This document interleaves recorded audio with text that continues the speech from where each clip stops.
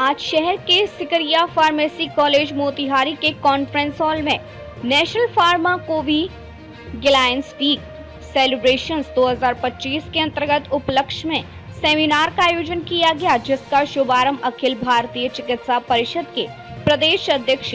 सह सुप्रसिद्ध डॉक्टर आशुतोष शरण, सिकरिया फार्मेसी कॉलेज के सचिव सह भाजपा युवा नेता यमुना सिकरिया तथा सुप्रसिद्ध चिकित्सक श्री अतुल कुमार एवं उप प्राचार्य प्रीति दुबे ने संयुक्त रूप से दीप प्रज्वलित कर किया तथा श्री सिकरिया ने सभी अतिथियों को शॉल और पुष्प गुच्छ से सम्मानित किया। श्री सिकरिया ने कहा कि माननीय प्रधानमंत्री जी ने स्वस्थ स्वास्थ्य से समृद्ध भारत निर्माण के लिए ऐसे आयोजन कर जागरूकता लाने पर बल दिया तथा डॉक्टर आशुतोष शरण ने सेमिनार को संबोधित करते हुए कहा कि बिहार का ये पहला आयोजन है और प्रधानमंत्री जी के नेतृत्व में फार्मेसी को इतना ऊंचाई पर ले जाया गया है कि विश्व में भारत की पहचान बनी है तथा पहले फार्मेसी की पढ़ाई के लिए बिहार से बाहर जाना पड़ता था। अब यहाँ कॉलेज हो जाने से बड़ी सुविधा हुई है और छात्रों को प्रेरित किया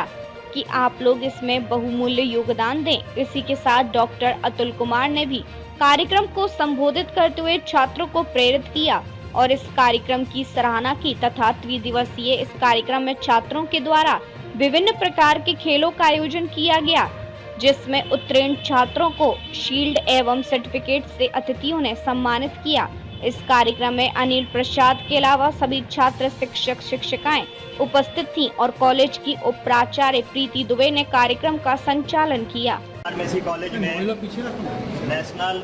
गिलायंस वीक मनाया गया है। इसका उद्घाटन IMA बिहार के अध्यक्ष डॉक्टर आशुतोष शरण सर के द्वारा किया गया। उन्होंने बच्चों को बताया दवाई की मात्रा के बारे में, किस प्रकार हमारा देश 10 वर्षों से लगातार फार्मा इंडस्ट्री पर लगातार आगे बढ़ते जा रहा है तेजी में। अब भविष्य फार्मेसी का कितना उज्जवल है, इसकी जानकारी आज डॉक्टर साहब के द्वारा दी गई और साथ ही साथ मोदी जी के द्वारा सशक्त नारी स्वस्थ परिवार के बारे में भी बच्चों को बताया गया है कि हमारा मोदी जी की सरकार की एक ही मंशा है कि सब स्वस्थ रहे। धन्यवाद। यहाँ तो काफ़ी अपने ज़िले में या नॉर्थ बिहार में बहुत सारे फार्मेसी कॉलेज हैं, लेकिन क्यों सिकरिया फार्मेसी कॉलेज सबसे उच्च स्तर पर है, उसका उदाहरण आपने आज देख लिया कि ये नेशनल फार्माको सर्विलेंस वीक मना रहे हैं, सप्ताह मना रहे हैं। और ये सब्जेक्ट शायद पहली बार आपने सुना होगा। ये सब्जेक्ट फार्माकोलॉजी जब हम लोग पढ़ते थे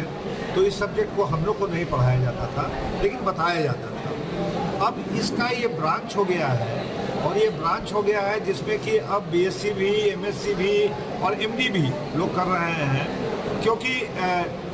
भारतवर्ष में पिछले 10-12 साल में जिस तरह से ड्रग इंडस्ट्री ने लीप लिया है और जिस तरह से हर दवा जो बाहर से पहले हम लोग मंगाते थे, अब हिंदुस्तान मंगाता है नहीं, हिंदुस्तान उनको एक्सपोर्ट करता है। तो इन विगत 10 सालों में जो बिगेस्ट मैन्युफैक्चरर्स रहे हैं वो अब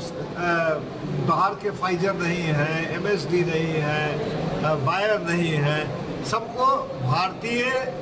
कंपनीज ने, चाहे वो हिमालय हो, चाहे वो सिप्ला हो, चाहे वो अल्केम हो, चाहे वो अरिस्टो हो, चाहे वो मैक्लियोड हो, इस तरह के, चाहे वो जुवेंटस हो, इस तरह की कंपनियों ने, एक्यूबेंटिस हो, इन लोगों ने खरीद लिया। यहाँ तक कि हार्ट की सारी अच्छी दवाएं जो इमरजेंसी में यूज़ की जाती है, स्टेंट जो लगता है कार्डियक पेशेंट को, कार्डियक सर्जरी जो पहले लोग का सपना होता था कि जाके मद्रास में कराएंगे, अब हमको लगता है कि पटना में अपने एम्स में होता है, दिल्ली में और यूपी के सभी हॉस्पिटल में हो रहा है। 2 SGPGI है जो कि यहाँ के लोगों को कैटर करता है। तो इसी जो विज्ञान में जो सुधार हुआ है और भारतवर्ष ने जो लीप लिया है, जो छलांग लगाई है और जो जिसके कारण अब हिंदुस्तान जो है मेडिकल टूरिज्म का सबसे बड़ा सेंटर है। यदि आप दिल्ली जाइए तो देखिएगा कि केनिया के लोग आ रहे हैं, पाकिस्तान से लोग इलाज कराने आ रहे हैं, बांग्लादेश से लोग इलाज कराने आ रहे हैं, यहाँ तक कि अमेरिका से और US से और कनाडा से लोग आते हैं, न केवल हमारा एलोपैथिक मेडिसिन के लिए लेकिन आयुर्वेदिक मेडिसिन के लिए, मसाज के लिए, जॉइंट पेन के लिए, जॉइंट डिजीज के इलाज के लिए, तो आप देख रहे हैं कि इस दशा में और दिशा में जब ये नए बच्चे सब तैयार होकर निकलेंगे तो ये हम लोग का इतना बड़ा मैन पावर होगा कि इसके लिए भारतवर्ष फिर से एक बार अपनी प्रसिद्धि के लिए विश्व में सबसे प्रसिद्ध मेडिकल फील्ड में आ जाए। भारत आत्मनिर्भर बनने की राह पे और आत्मनिर्भरता का आह्वान किया गया है और आप सबों को ज्ञात होगा कि हम दवा बनाने के निर्माण के क्षेत्र में हम दुनिया के अग्रणी देशों में अभी वर्तमान में जितने भी यूरोपियन कंट्रीज़ हैं, यूएसए है,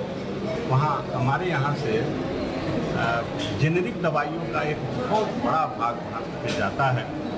और इसका बिजनेस बैलेंस जो होता है व्यापार में, वो हमारा एक बहुत बड़ा हिस्सा ड्रग के माध्यम से निर्यात होकर हमारा बैलेंस बनाता है। और इस क्षेत्र में जो कौशल निर्माण का कार्य भारत सरकार द्वारा किया जा रहा है और इसके अंतर्गत कौशल निर्माण और प्रोफेशनल एजुकेशन की जो शुरुआत हुई है,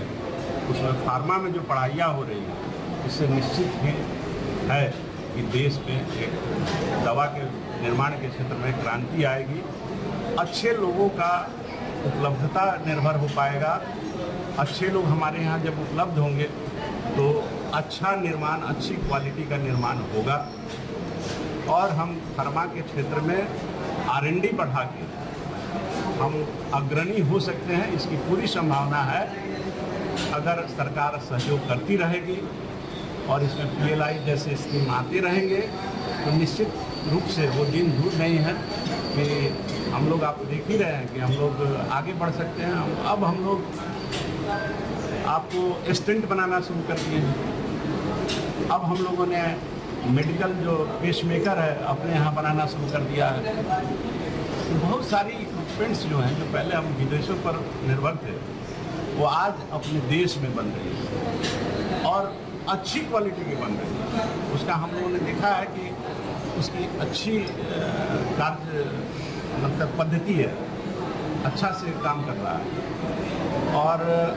अगर सरकार इसी तरह सहयोग देती रहेगी तो हेल्थ सेक्टर में, जैसा आपने सुना कि हमारे यहाँ हेल्थ ट्रेवलिंग भी जो है एक बहुत बड़ा विदेशी पूंजी का स्रोत है, तो हम लोग ये सब करके मेडिकल क्षेत्र में हमारी पूरी भूमिका है कि हम दुनिया के नंबर 1 बन सकते हैं। इच्छा शक्ति और सरकार की मदद और पहल चाहिए और इस तरह के एजुकेशन से माहौल बनता है, फार्माकोलॉजी के लोग आएंगे। आवश्यकता ये है कि ड्रग की जो कच्चे माल होते हैं, जो केमिकल्स होते हैं, उसके निर्माण पर भी अपने यहाँ जोर दिया जाए और कॉम्पिटिटिव रहा जाए चाइनीज और कोरियन मार्केट से, ताकि हमारे यहाँ ड्रग सस्ता बन सके, क्वालिटी का बने और बाहर निर्यात हो सके, उच्च मापदंड पर खरा उतरे